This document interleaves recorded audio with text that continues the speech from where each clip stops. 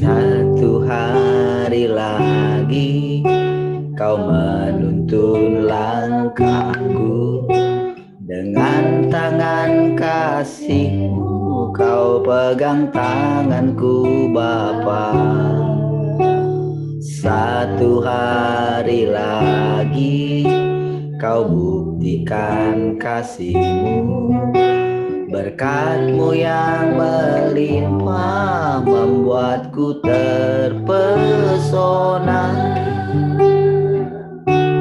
Hanya satu yang ku minta, ajarku mengasihi dengan segenap hatiku seumur hidupku. Hanya satu yang ku minta, ajarku mengasihi-Mu dengan segenap hatiku.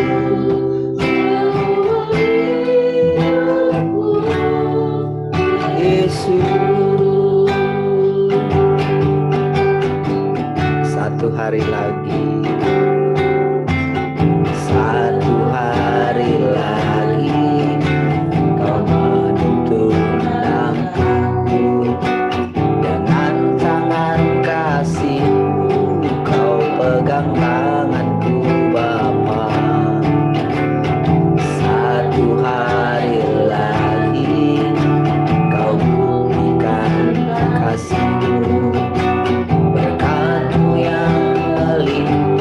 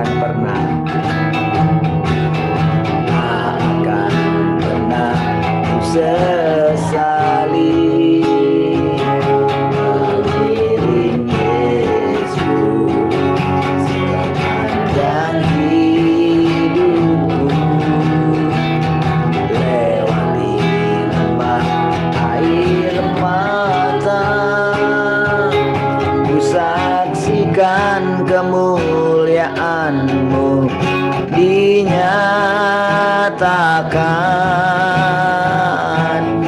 Berapapun harga yang harus ku bayar, bukan tetap setia melayani, mengasihimu, mengiringmu seumur hidupku.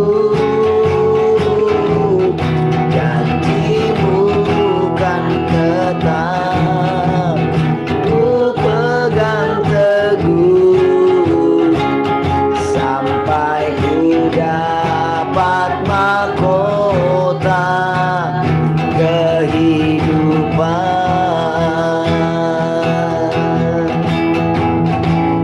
Sekalipun tubuh dan batinku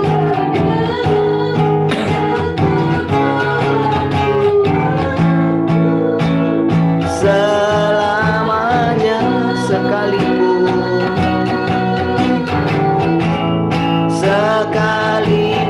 tubuh dan batinku lenyap, tetap Kaulah Tuhanku selamanya.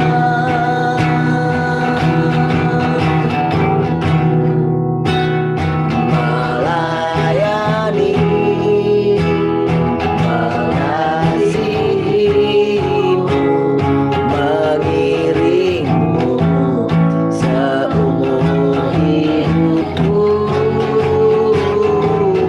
Janjimu kan tetap ku pegang teguh, sampai ku dapat mahkota kehidupan.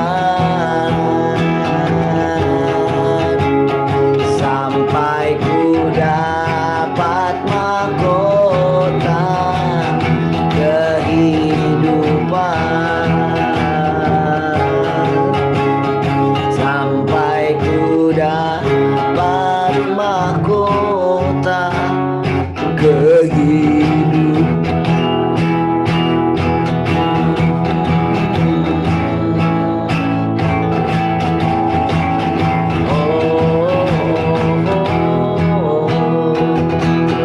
Haleluya. Terima kasih Tuhan buat kasih-Mu, buat pilihan-Mu. Terima kasih Tuhan. Oh, kami taklukkan diri kami sepenuhnya kepadamu, biar hidup-Mu makin melimpah dalam hidup ini. Oh, oh, oh. Hidup kami kepunyaan-Mu, hidup kami milik-Mu selama-lamanya. Oh, oh, haleluya. Kau ku rindu, Kaulah yang ku perlukan, yang ku mau berada di dekat-Mu. Oh, Kau ku rindu, Kaulah yang ku perlukan, Kaulah yang ku perlukan, yang ku mau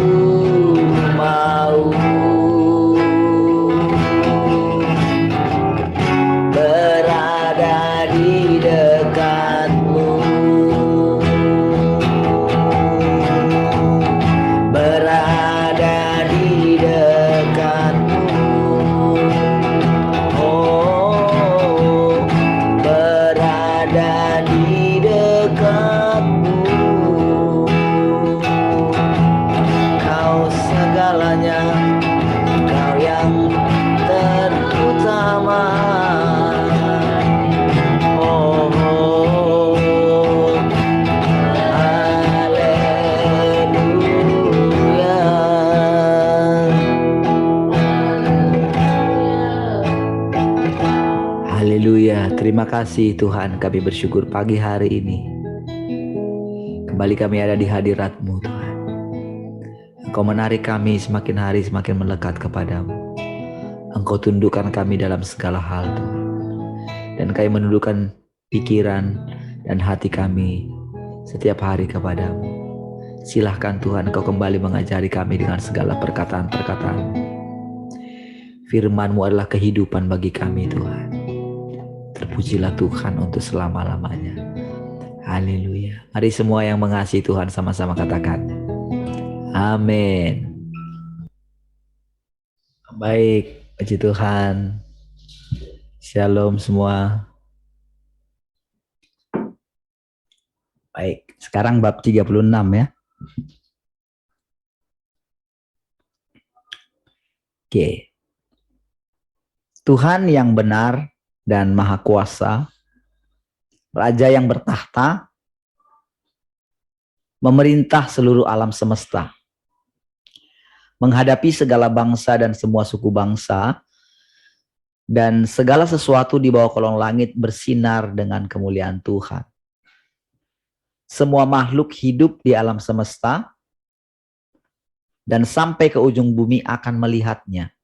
Gunung, sungai, danau, daratan, lautan, dan semua makhluk hidup telah menyingkapkan tabir mereka dalam cahaya wajah Tuhan yang benar. Dan mereka dihidupkan kembali, seakan-akan terbangun dari mimpi, seolah-olah mereka adalah tunas yang muncul menerobos tanah. Oke ya. Jadi saudara, perkataan ini adalah juga perkataan terhadap seluruh alam semesta ya. Ketika Tuhan menampakkan diri, saudara. Jadi di dalam Alkitab sebetulnya biasa dengan kata-kata ini juga ya. Bagaimana langit dan bumi memuji Tuhan gitu ya. Atau pohon-pohonan bertepuk tangan ya. Gunung-gunung juga ya bersukacita ya. Melompat kegirangan katanya gitu ya. Binatang-binatang juga demikian gitu. Ya. Nah, jadi saudara menjelang pekerjaannya selesai. Ya, kalau saya katakan menjelang kedatangan Tuhan, Tuhan sudah datang tapi memang ada puncaknya nanti. Di mana benar-benar secara terbuka gitu. Secara terbuka dan setiap lutut itu harus bertelut gitu. Ya. Kalau dulu mengaku Yesus adalah Tuhan gitu, itu di periode dia mengawali inkarnasinya menjadi manusia. Tetapi saudara, di periode terakhir itu bahwa seluruh makhluk mengakui kemahakuasaannya Tuhan, Tuhan yang maha kuasa. Ya, tentu saudara untuk bisa menerima ya Tuhan yang berinkarnasi kan harus menerima pekerjaan yang pertama gitu. Ya. Nah, sama seperti ketika gereja mula-mula ketika mereka beralih dari zaman Taurat, mereka masih canggung gitu ya, kagok gitu. Ya, kalau kita lihat bagaimana ketika Petrus disuruh makanlah katanya gitu. Dia nggak mau kan karena itu makanan haram gitu. Ya, jadi sebetulnya Tuhan sedang mengajar mau masuk ke alam yang sesungguhnya. Jadi bukan lagi secara fisik gitu. Taurat itu kan lebih ke arah fisik ya. Sebetulnya ya, materi, jasmani gitu.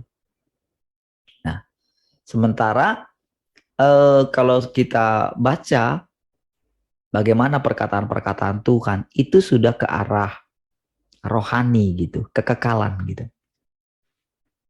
Ya itu peralihan sebetulnya. Untuk kita boleh melihat ini ya, perjalanan gitu. perjalanan daripada firman Tuhan gitu. Ya, untuk kita boleh melihat peralihannya gitu. Nah, jadi dari masa itu pun ketika kita dibawa ke masa sekarang ini, saudara, kita melihat bagaimana benar-benar ketika Tuhan itu menjadi jalan bagi kita meneladani gitu. Lalu kita akan mengalami bagaimana Yesus dulu hidup gitu. Diajarin kita, tetapi berikutnya adalah karena nanti juga jadi kehidupan yang kita jalani meneladani Kristus kan itu kan yang tertulis dalam Alkitab ya. Kita kan punya gambaran teladan karena firman itu hidup ya. Itu yang membuat kita juga ketika kita baca Alkitab ada kehidupan gitu. Ya. Namun kan perjalanannya sampai sama seperti kita meneladani, sama seperti murid-murid meneladani Tuhan Yesus ketika bersama-sama dengan mereka.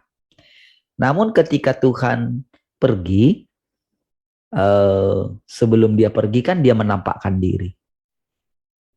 Kita melihat bagaimana ketika dia menampakkan diri itu, setelah mereka melihat, oh itulah dia gitu kan, menghilang Tuhan gitu kan.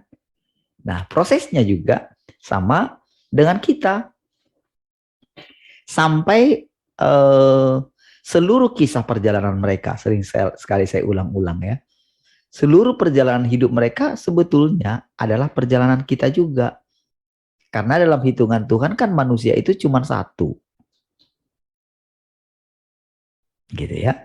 Jadi dengan banyaknya juga jumlah manusia itu sebetulnya sedang menunjukkan bahwa itulah Allah yang sesungguhnya sebetulnya gitu.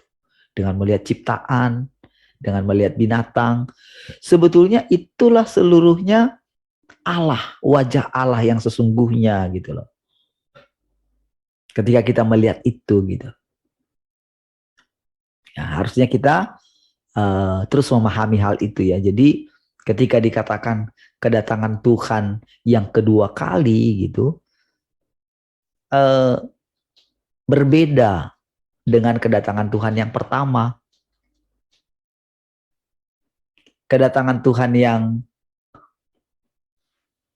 kedua lebih ke arah apa ya? Dia menunjukkan siapa dia yang sesungguhnya, kemahakuasaannya gitu. Kalau yang pertama kan seolah kan dia menjadi manusia tuh. Kayak menjadi hamba daripada manusia kan? Kan di situ kan? Ketika sampai dia di atas kayu salib, dia memilih cara mati yang sangat tragis gitu. Kita tahu bahwa itu adalah Allah itu sendiri gitu. Walaupun masih banyak orang manusia yang dibutakan oleh ajaran-ajaran agama mereka, sehingga mereka tidak bisa menerima bahwa Allah itu menjadi manusia gitu. Itu ketinggalan sekali. Jadi semua mereka masih Taurat lah gitu. Sama semua agama itu masih di situlah. Ya. Nah, jadi berikutnya juga kalau mereka terus hanya membicarakan bangga sekali dengan korban Tuhan Yesus. Kadang-kadang memang kalau kita perhatikan itu kita boleh merasakan bukan lagi apa ya memuliakan Tuhan gitu, tapi justru mengambil keuntungan dari situ. Tak ada takut akan Tuhan yang sungguh-sungguh gitu, yang benar-benar gitu. Makanya saudara, tahap berikutnya untuk kita boleh menerima kedatangan Tuhan yang kedua itu adalah Tuhan datang menghakimi gerejanya.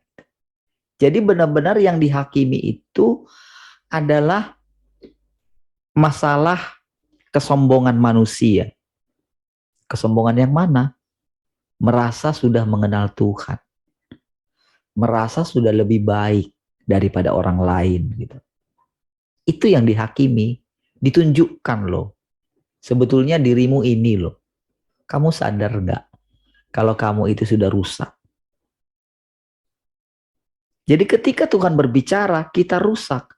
Sebetulnya itu nggak bisa kita bantah gitu. Karena apa? Karena kita terikat dengan seluruh manusia sebetulnya gitu. Terikat dengan dosa nenek moyang kita gitu. Yang sering menipu kita gitu. Nah, jadi saudara, ketika kita dihakimi gitu, maka perkataan-perkataan Tuhan itulah yang akan menyelamatkan kita gitu. Firman-Nya gitu. Makanya saudara, cara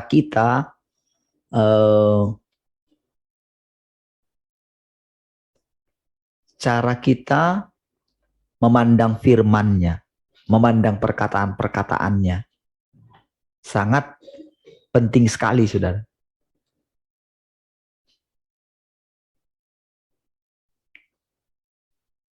Cara kita menghargainya.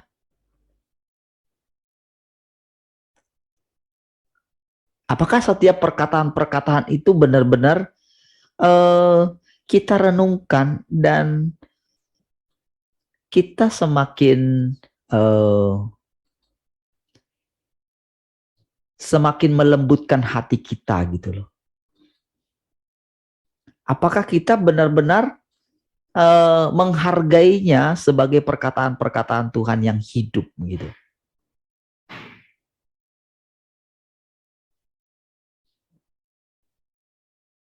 Ya. Akan kelihatan gitu dalam perjalanan kita gitu.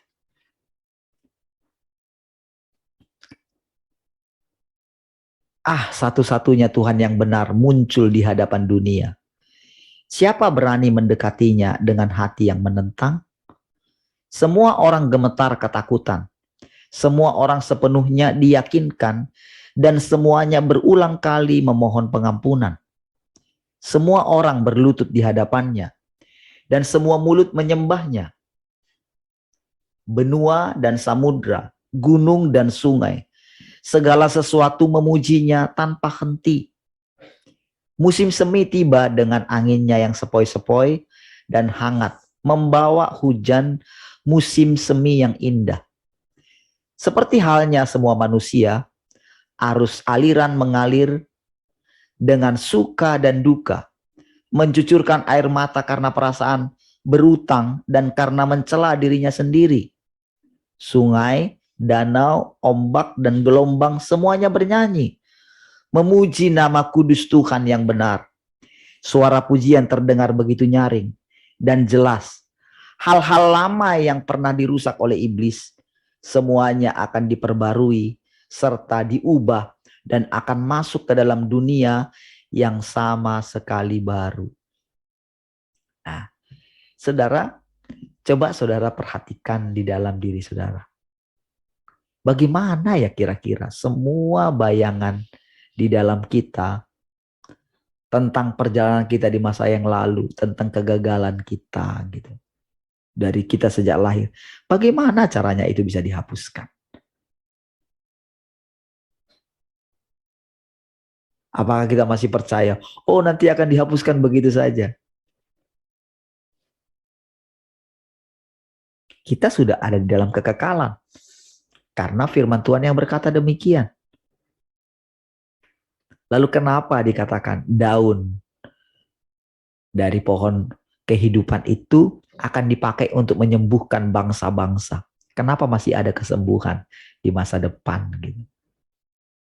Jadi masa sekarang, bagaimana seluruh kisah-kisah yang mengisi pikiran kita, bagaimana semua itu bisa dihapus? Kan kapan saja kalau kita mau ingat masa lalu kita, kan kita masih bisa ingat. Masa-masa getir, masa-masa ketakutan kita waktu kecil, trauma-trauma kita, itu kan masih tersimpan toh kalau kita mencoba berusaha mengingatkan.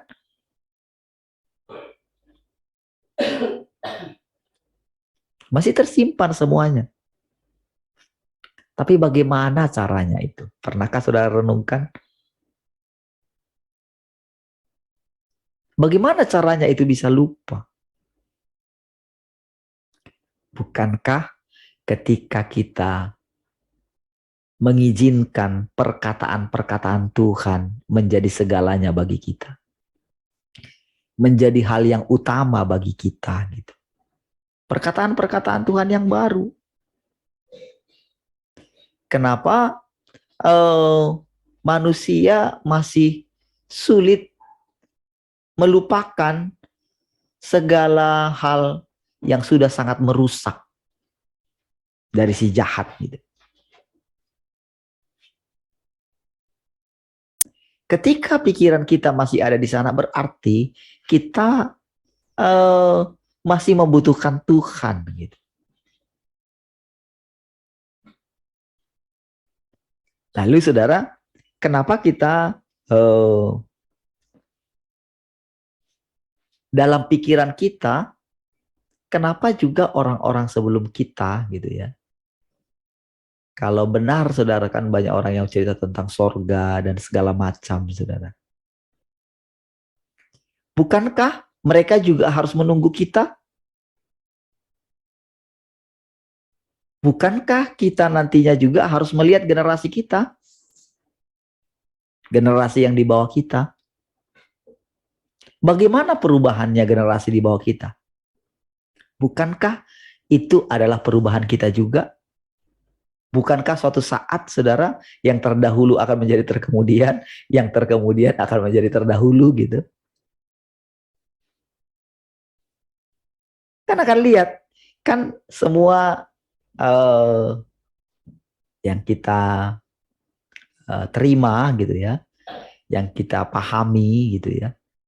Bukankah itu juga nanti akan menjadi pemahaman daripada orang-orang kudus sebelum kita?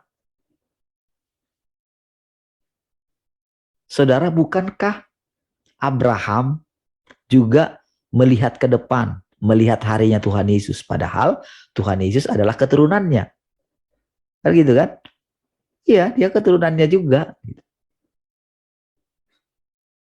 Karena kalau dia bukan mewakili manusia, bagaimana Tuhan bisa menebus gitu loh?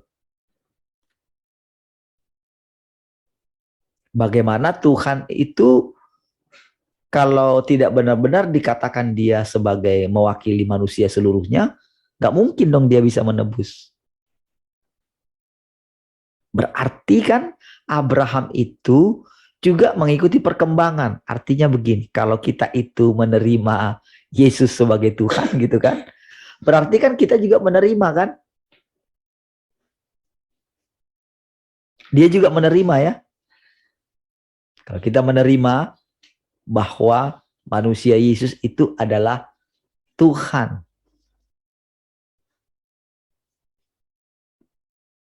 Allah yang menjadi manusia. Jadi sebetulnya menerima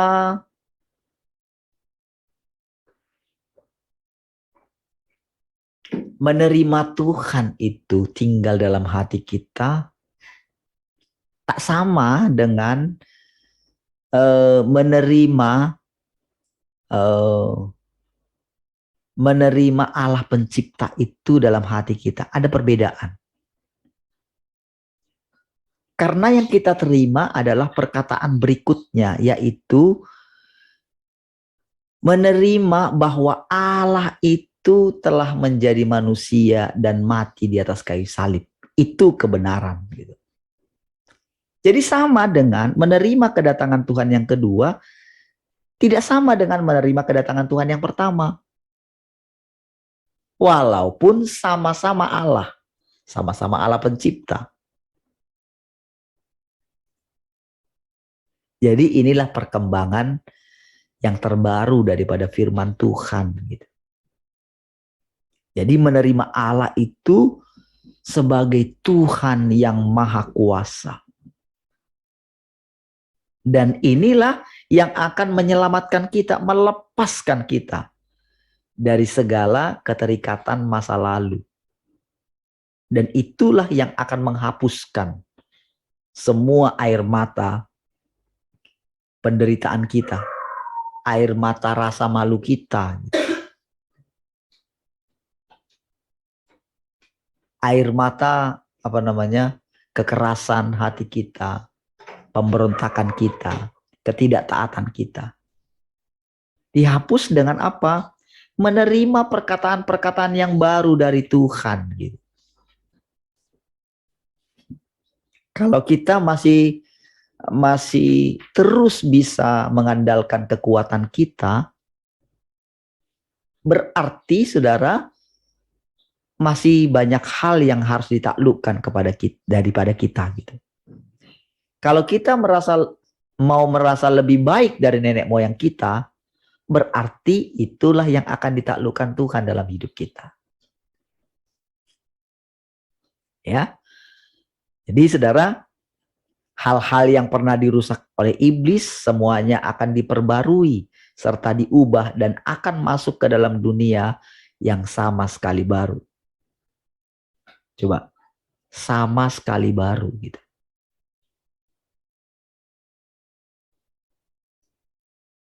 Berarti benar-benar berbeda, nggak ada lagi ingatan. Kalau sekarang kan masih bisa kita ingat semua kan. Ya, hubungan-hubungan kita secara jasmani dengan saudara-saudara kita, ya kita masih belum bisa lepas, benar-benar lepas. Jadi ketika Tuhan bawa kita ketika Tuhan berfirman, datang pedang. Jangan kamu pikir aku datang bawa damai. Aku datang membawa pedang katanya.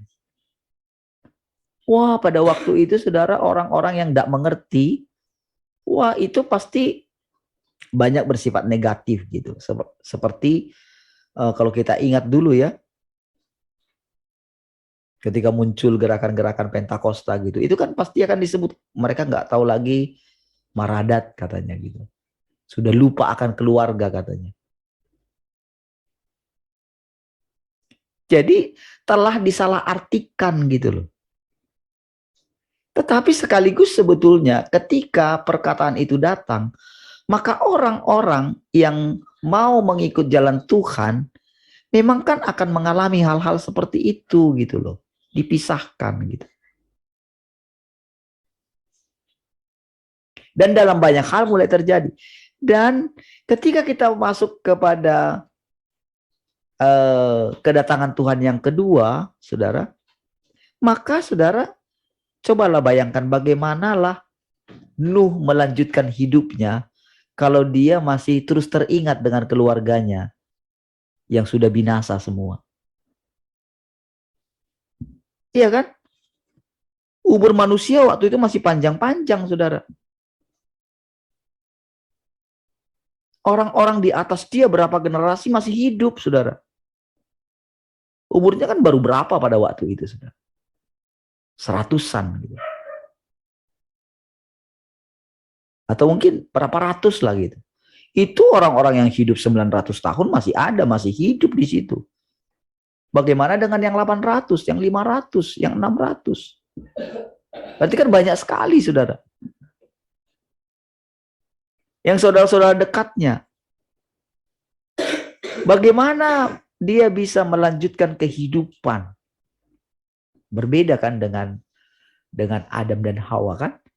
Dulu belum ada manusia gitu.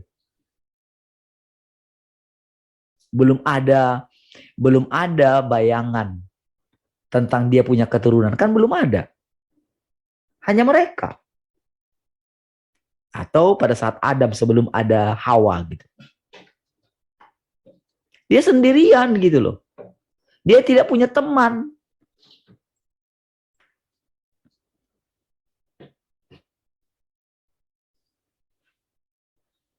Dia nggak ngerti. Jangan bayangkan pada waktu pertama diciptakan sudah jadi seperti kita ini. Enggak, dia belum ada. nggak ngerti apa namanya itu perempuan, dia nggak ngerti bagaimana menjalani kehidupan, nantinya harus makan apa, dia nggak ngerti. Makanannya pun harus ditunjukin kan sama Tuhan kan.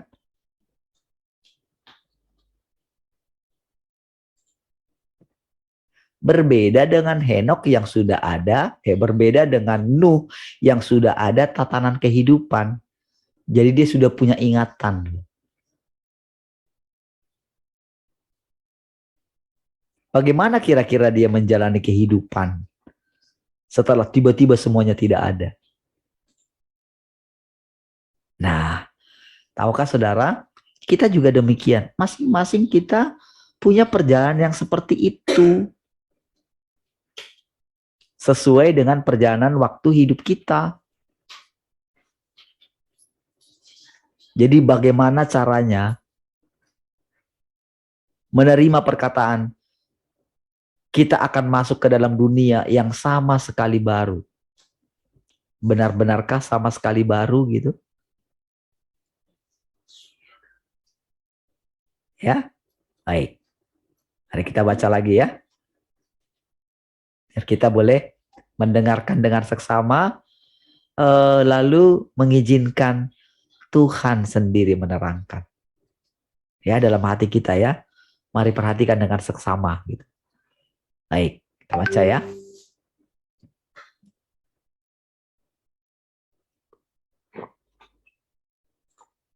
Ini adalah sangkakala yang kudus. Dan sangkakala itu sudah mulai berbunyi. Baik. Dulu selalu gambaran kita itu saudara sangkakala. Kita perhatikan ada sangkakala gitu. Karena kita punya pikiran secara materi gitu. Oke. Tetapi tahukah saudara, di alam roh itu tidak perlu harus kita bayangkan itu secara materi. Itu adalah demi pikiran kita manusia. Karena kan pikiran manusia ini kan kita masih tinggal di alam materi. Kita butuh wujud. Seperti itulah seringnya kita ketika berbicara mengenai berkat. Mengenai mujizat. Gitu. Kenapa sulit sekali kita menerima hal yang rohani lebih utama daripada hal materi? Itulah yang membuat kita ada di posisi mana kita. Gitu.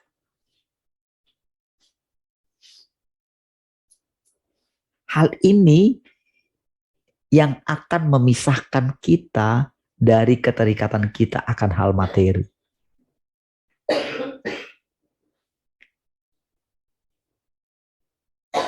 Dengerin ya.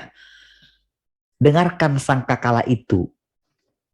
Suara itu yang begitu manis. Bayangkan sangkakala. Gimana caranya saudara bisa membayangkan sangkakala suaranya begitu manis? Kalau kecapi boleh, ya kan? Kalau apa namanya, gitar, keyboard gitu kan? Kan bisa manis kan ada iramanya. Sangkakala mana ada? Teret, teret, teret, tet, tet, tet. Nah, saya kan cuma paling gitu. Berarti yang dimaksudkan ini adalah, saudara, suara yang membawa kita masuk ke zaman yang baru gitu. Nah, di dalam sangkakala itu ada firman yang baru, yang unik gitu loh. Yang berbeda dari pemahaman kita sebelumnya. Nah, dulu kita nggak mengerti ini, saudara. Dulu kita nggak mengerti bahwa sangkakala yang dimaksud adalah seperti itu gitu. Nah, jadi kadang saya terbatas, saudara, untuk menjelaskan. Makanya kalau kita baca dan kita izinkan Roh Kudus menjelaskan dalam hati kita, maka itulah Tuhan. Gitu. Ya, saya coba ingin menjelaskan gitu, tapi biarlah Roh Kudus yang menjelaskan dalam hati kita gitu. Tapi pengertiannya kira-kira seperti itu. Jadi di dalam sangkakala itu Dia pertama ini loh. Jadi ketika dikatakan mempelai datang, mempelai datang, mempelai datang, orang-orang gak mendengarkan itu. Tetapi bagi orang yang menerimanya, itu akan mempersiapkan diri. Hanya ada 2 kelompok. Ini bagi mempelai ya. Kan 5 gadis bijaksana, 5 gadis yang bodoh. Itu juga kan dianggap mempelai toh. Karena kita kan menjadi mempelai kan sesuai dengan perkataannya, bukan karena usaha kita gitu.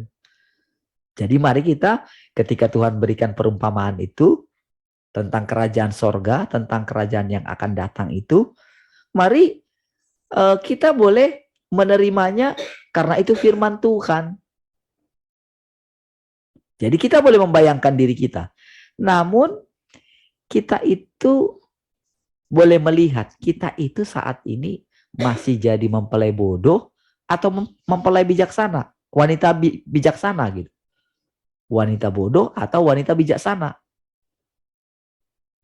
Jangan tersinggung dengan kata bodoh gitu.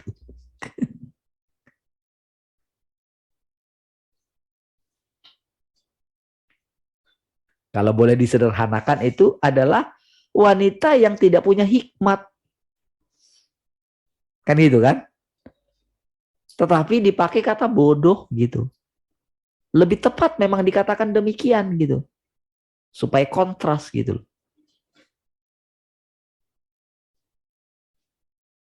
Makanya hanya ada 2. Tidak panas, tidak dingin. Panas atau dingin gitu.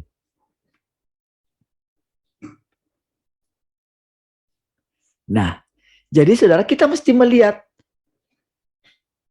apakah kita punya minyak atau tidak punya minyak. Gitu. Perbedaannya adalah ketika suara itu datang, kita itu sudah bergegas. Gitu. Masih ada kesempatan.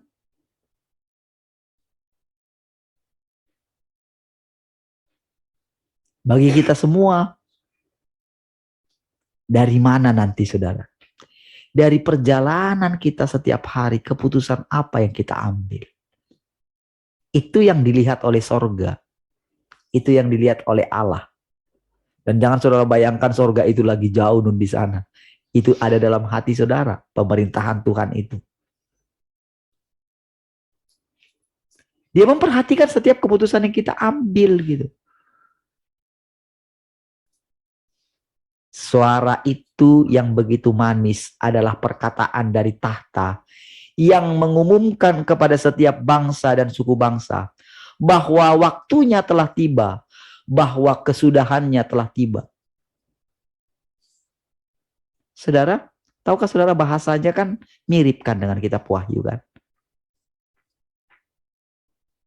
Dan semua orang bisa mengkhotbahkan kitab Wahyu. Tapi apakah mereka benar-benar telah memberikan perhatian mereka sepenuhnya tentang hal ini? Tentu jawabannya tidak sama sekali. Mau saudara ambil siapa contohnya? Dari tokoh-tokoh yang besar yang masih hidup sekarang ini, saudara.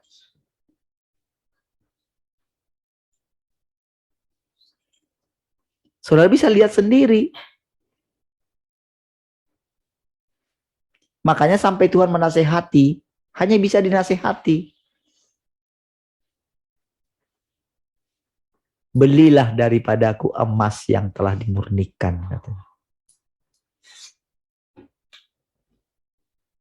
Tetapi saudara, karena memang belum melihat, karena pintunya nggak terbuka.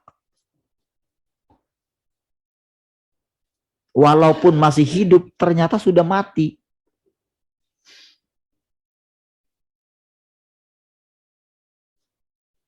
Benar-benar saudara, dunia, gemerlapnya dunia, itu sudah menutupi matanya untuk tidak melihat dia yang sudah datang itu, saudara. Jadi saudara, makanya dikatakan sangkakalanya terdengar yang begitu manis, suara itu yang begitu manis. Berarti sangkakala di sini itu adalah firman Tuhan juga, toh. Bukan sangkakala secara fisik. Makanya saudara, kegagalan daripada orang-orang ahli Taurat untuk memahami kedatangan Tuhan karena selalu menantikan secara fisik gitu loh. Atau orang-orang yang sudah mulai belajar tentang alam roh, maka tetap juga mungkin penglihatan atau gimana.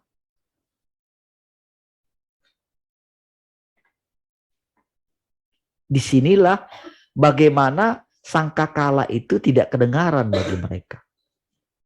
Sampai nanti pada akhirnya kehidupan mereka akan berakhir. Atau ketika ada di ujung kematian gitu. Itu pun masih sangat sulit. Ya, lihat. Rencana pengelolaanku telah selesai. Lihat itu perkataannya. Padahal sebelumnya ada perkataan hampir selesai. Kan gitu kan. Lalu ada perkataan ini. Gitu. Disinilah saudara kita itu benar-benar saudara mengenali Allah itu dari firman-Nya yang rasanya itu kita seperti dibolak-balik gitu. Kemarin bilang seperti ini. Kok sekarang bilang seperti ini? Kemarin katanya kita masih sangat jauh. Kita masih berjalan. Oh, kok sekarang bicara begini? Apa bedanya? Dan apa maksudnya? Adakah tujuan di balik itu? Maka kita akan terbiasa dengan pola pikirnya Tuhan. Inilah yang membuat kita bisa hidup terus. Ketika kita benar-benar memperhatikan setiap perkataan-perkataannya.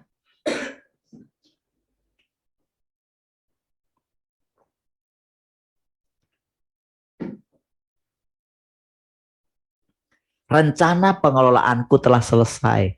Kerajaanku telah muncul secara terbuka di bumi. Kerajaan-kerajaan dunia telah menjadi kerajaanku. Wow. Aku yang adalah Tuhan. Ketujuh sangkakalaku berbunyi dari tahta. Dan perkara-perkara yang menakjubkan seperti itu akan terjadi.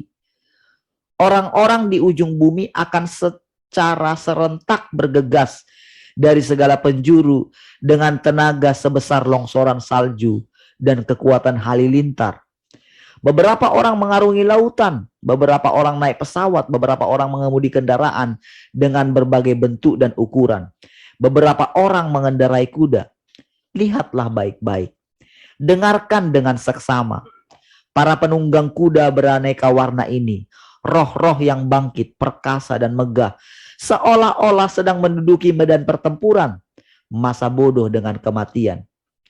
Di tengah ringkikan kuda dan suara nyaring, orang-orang meneriakkan Tuhan yang benar. Begitu banyak laki-laki, perempuan, dan anak-anak akan diinjak-injak oleh kuku-kuku mereka dalam sekejap. Beberapa orang akan mati, beberapa orang akan menghembuskan nafas penghabisan mereka. Beberapa orang akan terkoyak tanpa ada yang merawat mereka, menjerit histeris, melolong kesakitan, anak-anak pemberontak. Bukankah inilah kesudahanmu? Saudara, hal-hal ini saudara, kalau saudara perhatikan sedikit ya, apa yang sedang terjadi hari-hari ini, saudara. Kadang kita karena saking sibuknya kita dengan keadaan kita nggak memperhatikan apa yang dialami oleh orang-orang yang sedang mengalami perang. Coba saudara perhatikan. Sampai hari ini peperangan itu bahkan akan makin meluas lagi, saudara.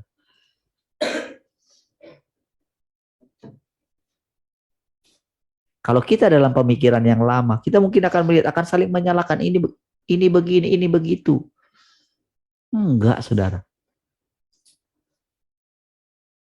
Kalau kita tetap pada prinsip seperti itu, kita nggak akan mengerti bagaimana dulu Tuhan menghancurkan Sodom dan Gomora. Kita akan mengatakan Tuhan itu tidak adil.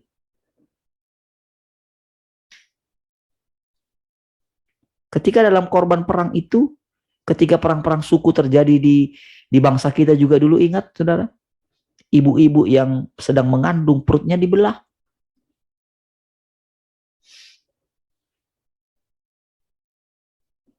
Di zaman Israel juga banyak begitu terjadi, saudara. Padahal orang Israel adalah umat pilihan gitu.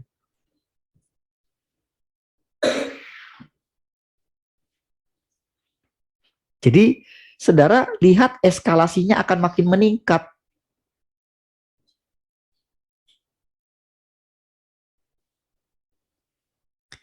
Dengan penuh sukacita, aku memandang umatku yang mendengarkan suaraku dan berkumpul dari setiap bangsa dan negara. Semua orang yang senantiasa mempertahankan Tuhan yang benar dengan mulut mereka, memuji dan melompat tanpa henti karena sukacita. Mereka menjadi kesaksian bagi dunia, dan suara kesaksian mereka tentang Tuhan yang benar bagaikan suara gemuruh air yang banyak. Semua orang akan berdesakan masuk ke dalam kerajaanku. Ya saudara, ini akan semakin meningkat. Bagaimana keluar dari mulut kita? Kita boleh mengenal Allah yang benar. Saudara, bukankah selama ini saudara, suara kita sudah menjadi kesaksian, saudara? Walaupun masih ya kecil gitu ya. Bagaimana kesaksian anak-anak kita di sekolah mereka.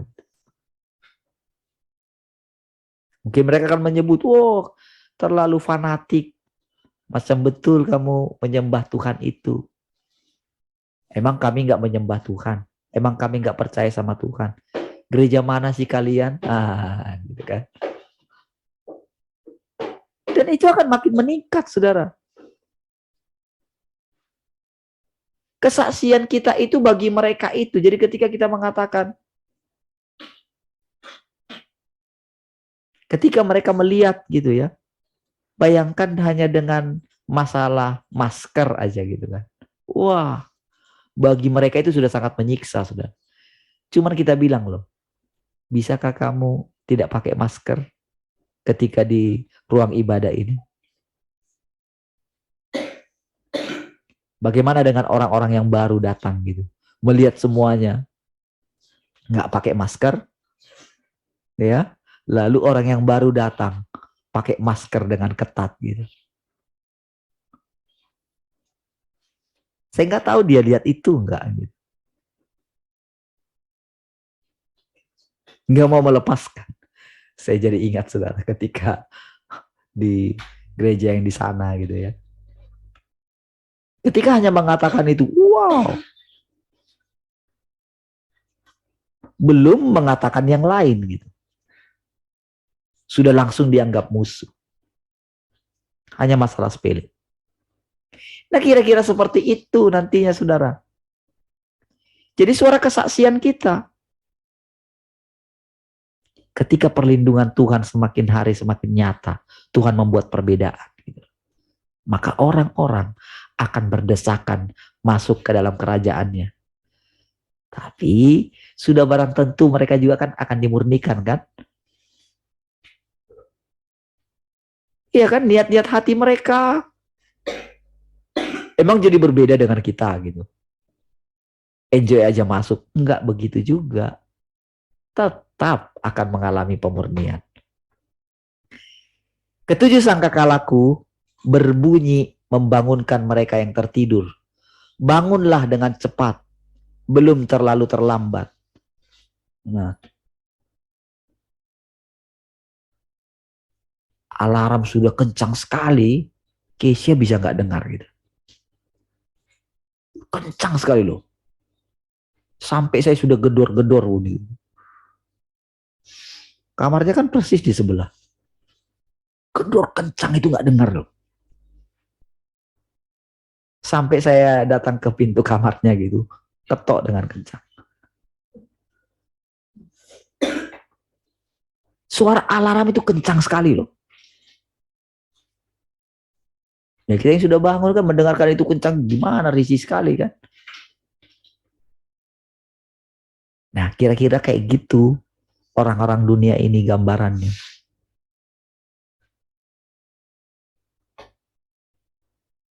Coba, kira-kira Kesia sudah mikirin apa sih capeknya gitu.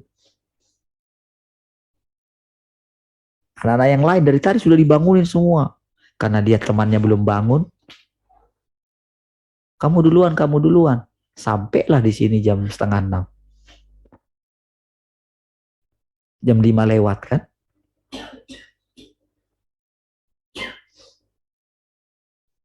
Bayangkan kalau sampai 7 sangkakala, 7 alarm lah, coba gimana coba. Ini 7 sangkakala loh. Ketujuh sangkakala berbunyi gitu. Itu baru satu sangkakala loh. Satu alarm gitu kan. Gimana kalau suara yang kencang, sangkakala loh. Jangan sudah pikir apa gitu loh. Sangkakala itu lebih kuat dari suara ini, suara ajan itu. Bayangkan ajan, kiri kanan 7 gitu.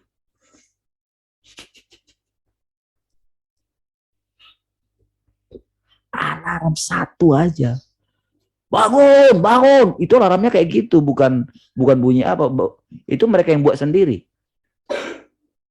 Anak-anak yang buat sendiri kan.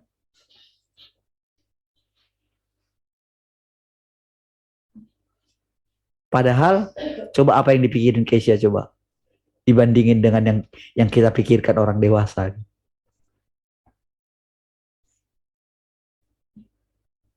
Membangunkan mereka yang tertidur gitu. Berarti tidurnya itu sudah lelap sekali kan. Kayak nggak tidur 1 tahun gitu. Kalau sampai 7 sangkakala loh. Nggak bangun. Waduh. Bangunlah dengan cepat. Belum terlalu terlambat. Tapi kalau tadi sudah terlambat. Lihatlah kehidupanmu. Kalau nggak bangun kian tadi, itu saya sudah bilang, nggak boleh pergi kemana-mana. Mau ke kolam renang nggak bisa. Untung masih naik. Kalau nggak naik tadi, awas. Lihatlah kehidupanmu. Buka matamu dan lihatlah waktu apakah sekarang ini. Adakah yang harus kau cari? Adakah yang harus kau pikirkan? Adakah yang harus kau pegang teguh? Perhatikan saudara. Adakah yang harus kau cari? Adakah yang harus kau pikirkan? Adakah yang harus kau pegang teguh? Apa semua itu saudara? Itu adalah firman Tuhan yang baru setiap hari. Kita butuh perkataan-perkataan yang segar setiap hari saudara. Yang perlu kita pikirkan, yang perlu kita pegang teguh. Nggak boleh kita bilang, aku pegang Tuhan, aku percaya Tuhan. Pada kenyataannya kita nggak megang apa-apa. Yang kita pegang itu firman-Nya, perkataannya. Itulah minyak kita. Itulah kehidupan kita. Makanya dikatakan firman itu juga terang. Itu kehidupan kita. Bagaimana kita bisa menjadi orang yang tegar ketika melihat segala sesuatu? Coba ketegarannya Nuh itu gimana coba ketika dia memulai hidup. Hanya mereka berlapan, saudara. Gimana caranya?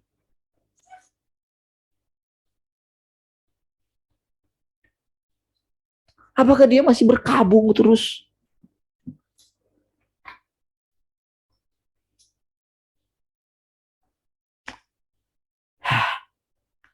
Tidak pernahkah engkau mempertimbangkan perbedaan nilai antara mendapatkan hidupku dengan mendapatkan semua yang kau cintai dan pegang teguh?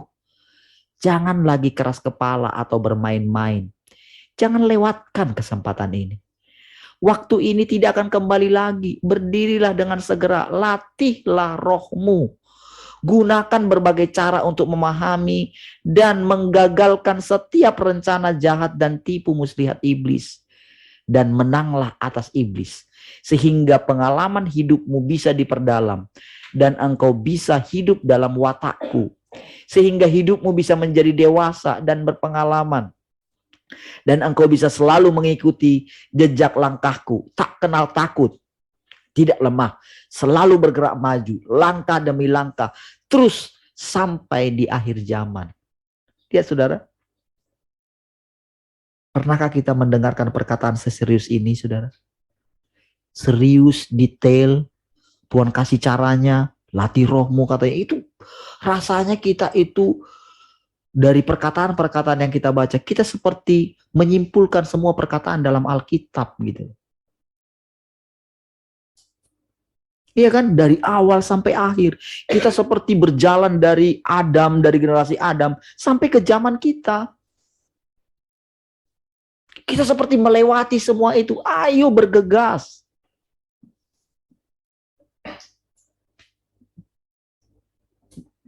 Kamu gak boleh lagi hanya menceritakan tentang pengalaman orang-orang kudus di masa lalu. Kamu tak bisa lagi terlalu bangga dengan pengalaman mereka menceritakan. Oh kehidupan ini begini, oh kehidupan ini begini. Tirulah teladan mereka. Enggak, kita yang harus teladan. Menjadi teladan. Termasuk bagi mereka juga. Memang seperti itu kenyataannya, saudara. Makanya mereka itu mau hidup kembali dan Tuhan izinkan berinkarnasi di dalam kita. Orang-orang itu, suara mereka itu, saudara, kedengaran. Roh Elia, kuasa Elia, Musa, dan Elia. Kenapa mereka muncul lagi di akhir zaman dikatakan? Itu bukan berbicara mengenai yang dulu, tidak. Bukan Musa yang dulu. Musa yang dulu yang belum melihat Mesias. Tapi Musa yang sekarang dimaksud adalah Musa yang sudah melihat Mesias. Bukan Musa yang sok mengajari Tuhan, sok menasehati Tuhan, bukan. Bukan Elia yang suka sembunyi di guanya, saudara.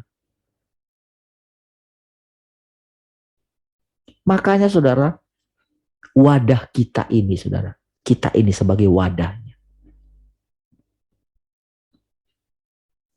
Makanya dikatakan latihlah rohmu, katanya.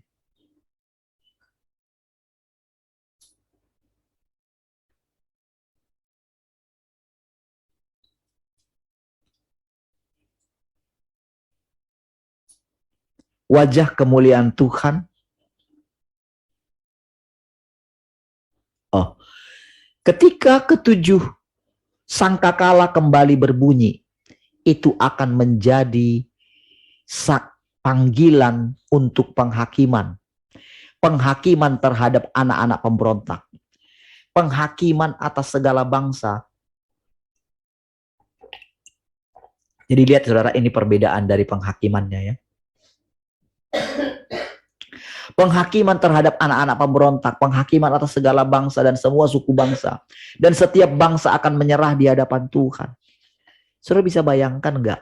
Kalau kita nggak dihakimi sekarang, tapi dihakimi nanti di kekekalan. Di di kehidupan yang akan datang. Setelah kita mati secara jasmani.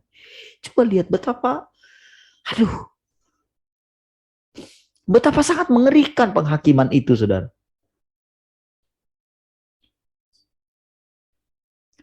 Bayangkan gak ada wadah yang kita pakai untuk mengekspresikan.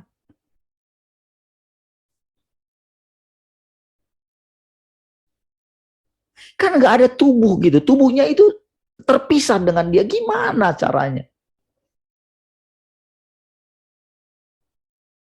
Enyahlah daripadaku, hai kamu pembuat kejahatan. Oh, perkataan itu mengerikan. Sekarang aja kita gak mengerti. Maka saudara, kalau saudara mengizinkan penghakiman Tuhan sekarang ini, saudara, menghakimi saudara, pujilah Tuhan untuk hal itu. Melompatlah karena engkau dianggap layak gitu.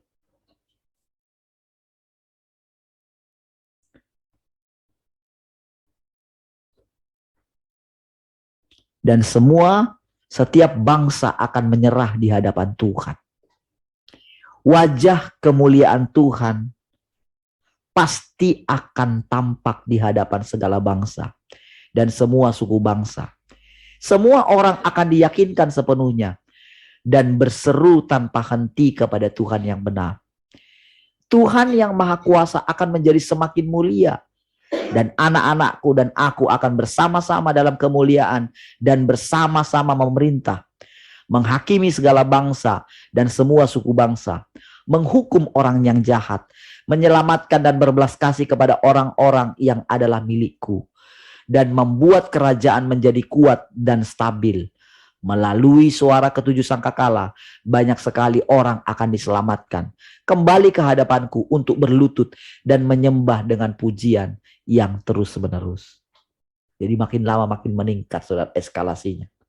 Di satu sisi, yang memberontak,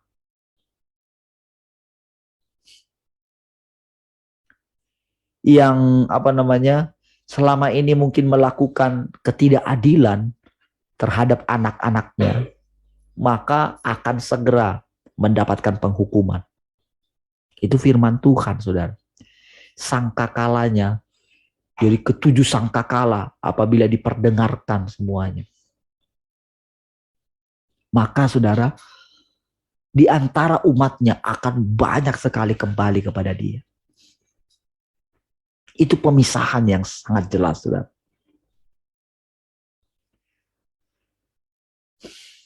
Ketika ketujuh sangkakala berbunyi sekali lagi, itu akan menjadi kesudahan zaman. Bayangkan berapa kali itu, saudara. Yang pertama tadi, yang kedua, yang ketiga. Diulangi kan? Ketika ketujuh sangkakala berbunyi sekali lagi, ini akan menjadi kesudahan zaman. Tiupan kemenangan sangkakala atas iblis si setan. Penghormatan yang menandai awal dari kehidupan secara terbuka dalam kerajaan di muka bumi.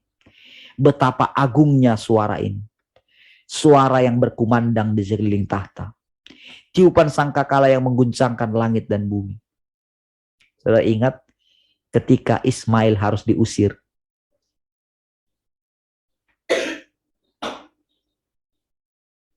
Saudara lihat, anak-anak dari daging itu tidak boleh mendapatkan warisan dari anak-anak perjanjian. Pada waktu itu saudara, Abraham itu kesal sekali, saudara. Kesal dia, saudara. Kesal terhadap istrinya juga. Tapi tahukah saudara, dia harus mengikuti perkataan istrinya. Itu firman Tuhan bilang begitu.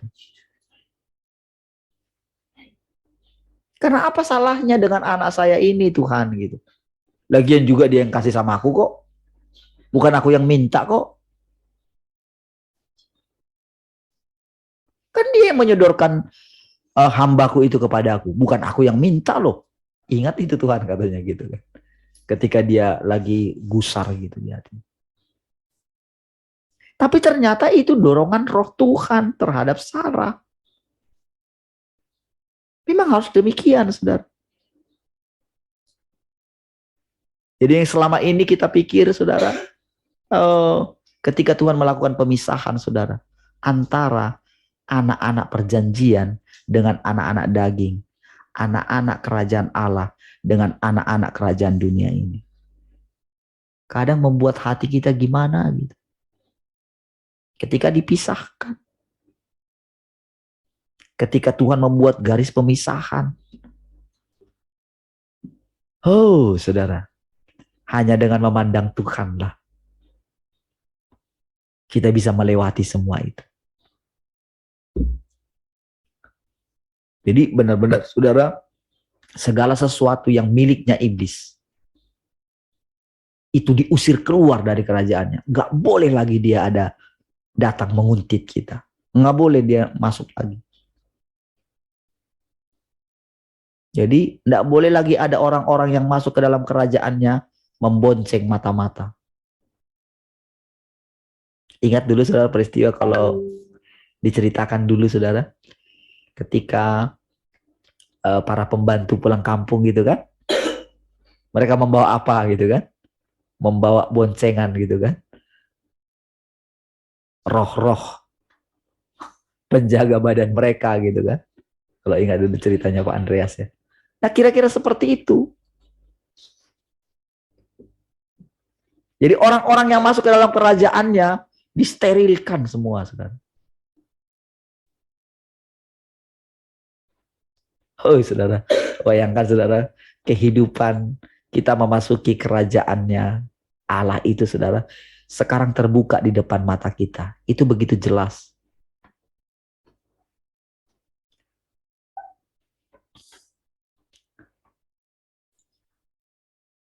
Betapa agungnya suara itu, suara ini, suara yang berkumandang di sekeliling tahta, tiupan sangkakala yang mengguncangkan langit dan bumi, yang merupakan tanda kemenangan rencana pengelolaanku, yakni penghakiman terhadap iblis.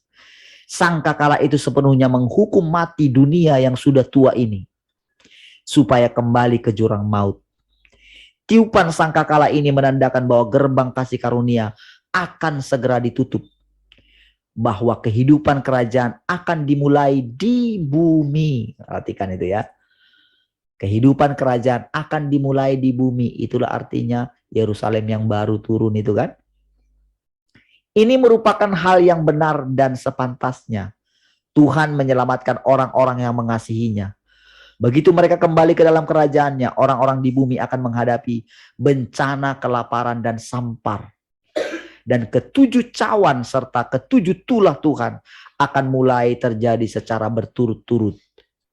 Langit dan bumi akan berlalu, tetapi firmanku tidak akan berlalu.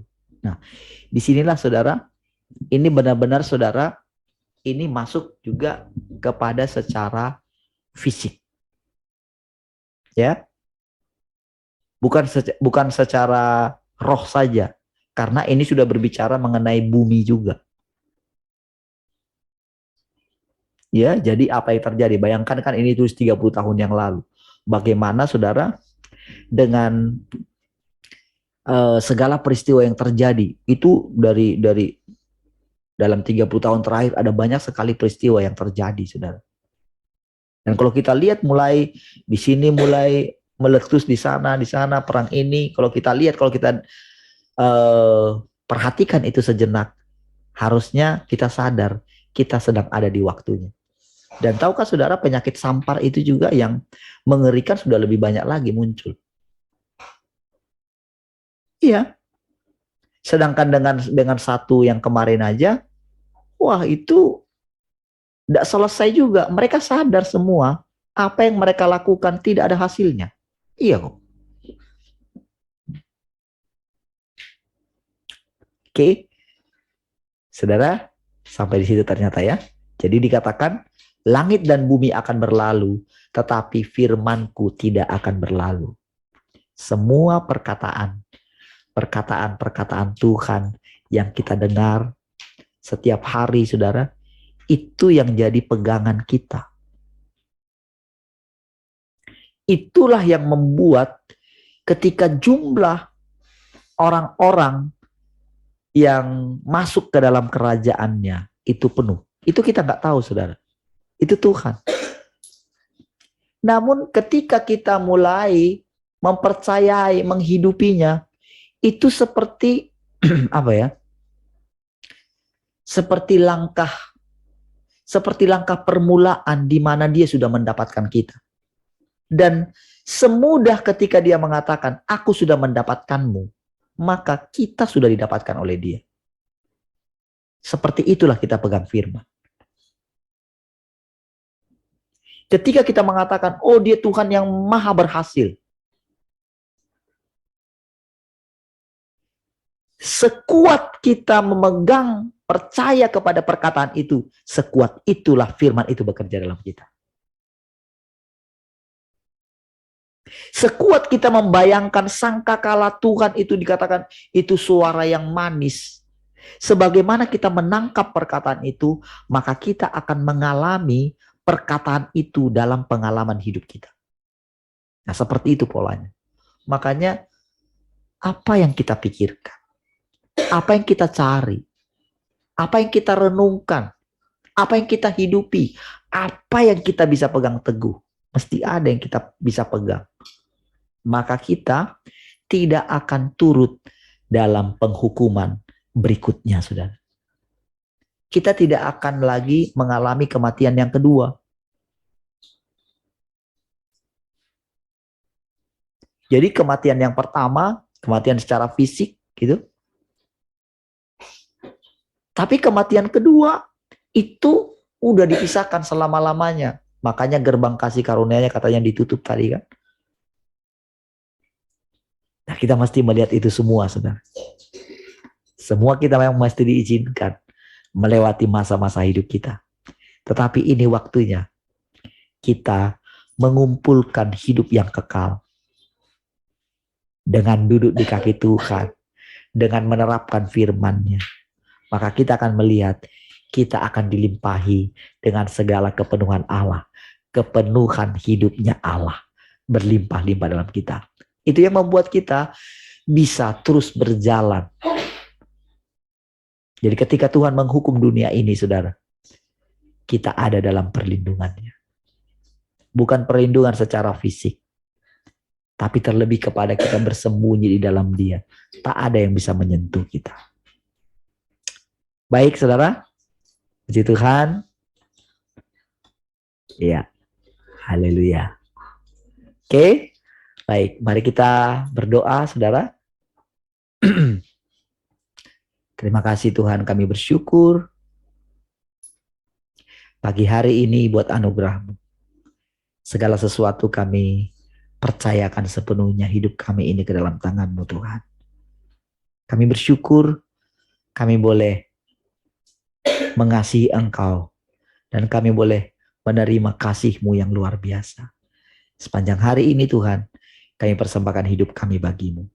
Terpujilah Tuhan untuk selama-lamanya. Mari kita semua yang mengasihi Tuhan, sama-sama katakan, amin. Baik, si Tuhan, Tuhan memberkati semua.